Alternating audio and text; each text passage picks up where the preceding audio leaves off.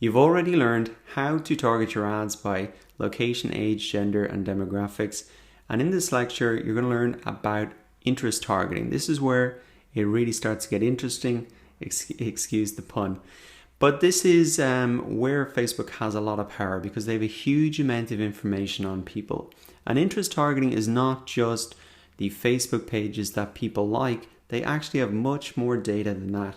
So any information that they've added to their timeline, keywords that they use in their status updates, the apps that they use, and even ads that they have previously clicked on.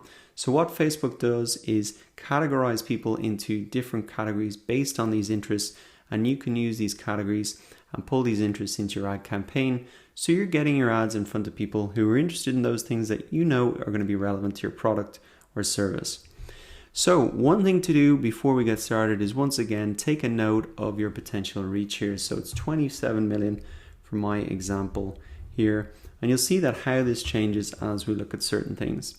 So interest targeting, to really add this to your audience, it's down here under detailed targeting, and if you click on the search box here, you're going to see the drop down come up and you will see the interests here. So the type of stuff that we're talking about is you can target people based on all of these interest categories here. So you see business and industry, family and relationships, fitness and wellness, technology. There's more categories down here as well. But really, this is the first way that you can do it, through the interest categories here. Now, I'm going to click down into business here, scroll down a little bit. And what I want to look for here is online interest. So people are interested in online stuff, and in particular digital marketing. Now this is suitable for me because this is the type of interest that I hope my audience are going to be into, because this is what I am really creating my ad about.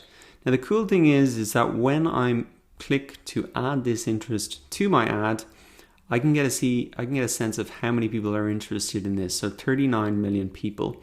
Now you'll notice that as I click that, my potential reach has dropped a lot. So this is the total audience who are interested in this, but in terms of the location and age settings that I've made, the people who are interested in this plus match the options that I've targeted is now 1.9 million. So 27 million down to 1.9 million, you can see a massive drop. So as well as using these drop downs and categories to select your interests, what you can also do is just type something into the interest search box here. So this could be products that are related to your Facebook pages, maybe competitors, or people within your field who you think, if they're interested in that, then they're going to be interested in me. So let me type in digital marketer. This is a Facebook page that covers similar stuff to me. And so I can see that 6,164 people are interested in this. And if I click on this, this is where it starts to get really interesting, because Facebook starts to give me suggestions here. So these are different categories that I could add to my campaign. There are even well-known people within this industry starting to show up here. So I'll add a couple of these. And as you add these as well, you can start to see how many people are interested in that particular person or that particular Facebook page or that particular product. And it's fascinating to really see how many people are interested in one person or another. So if you think somebody is the biggest in your industry, it can just be interesting to come in here and actually test that with some data and see, does Facebook, what is the data that they have, and who do they see as being the bigger well-known person or the bigger page, etc. So looking over the fuel gauge now, you can see that it's gone up from 1.9 to 3.8, and that is because I've added in these additional interests here. So what is important for you to understand is that when I add in interests like this, as you can probably guess from the number, it's not that's people who are interested in Amy Porterfield and Digital Marketer and Gary Vaynerchuk. It's just people who are interested in either one of those three things or even digital marketing in general. So that's a really important thing to understand. As you add in interests, you can actually be making your audience broader rather than being people who like all of those three things.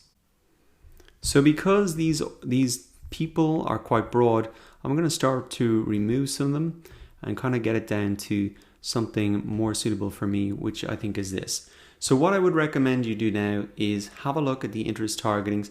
Think about the Facebook pages of competitors that might be relevant, or relevant companies or products.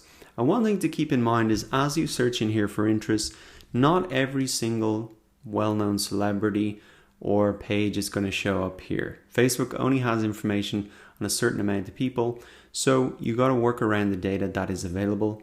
But play around with the interest targeting here. Remember, you can still use all these tools even if you're not considering putting this ad live. So I really recommend you do that. And in the next lecture, we're going to move on to behavior targeting, which is the final way that we're going to look to define your audience for your ad. I'll see you there.